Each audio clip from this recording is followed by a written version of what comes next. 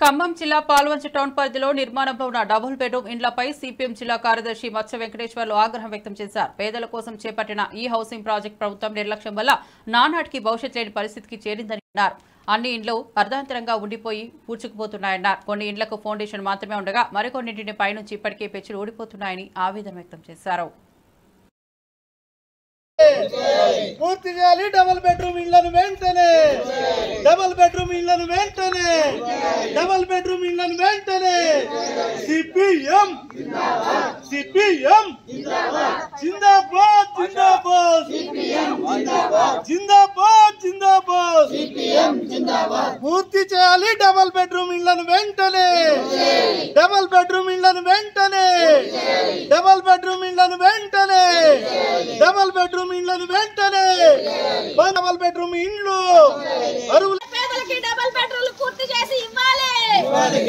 పేదలకు వెంటనే పంచాలి డబుల్ బెడ్రూమ్ ఇండ్లు వెంటనే. అరువులుగా పాల్వంచ పట్టణంలో పేదలకి ఇంటి స్థలం కానీ ఇండ్లు కానీ ప్రభుత్వం వైపు నుంచి ఏ ఒక్కరికి అందనటువంటి పరిస్థితి పాల్వంచలో ఉంది. పెద్ద ఎత్తున ప్రజలు ఇళ్ల స్థలాల కోసం మరి కావాలని చెప్పేసి ప్రభుత్వానికి ఎన్నోసార్లు విన్నవించుకున్నప్పటికీ అవి వాళ్ళకి నెరవేరలేదు, ప్రభుత్వం ఇవ్వలేదు. సిపిఎం పార్టీ పేదల్ని సమీకరించి మంచిగంట నగరు, సోనియా నగరు ఈ ప్రాంతంలో పెద్ద ఎత్తున ఇళ్ల స్థలాల పోరాటం చేయడం ఫలితంగా అవి వచ్చినాయి తప్ప ప్రభుత్వం వైపు నుంచి మటుకి ఎవరికి అందినటువంటి పరిస్థితి లేదు.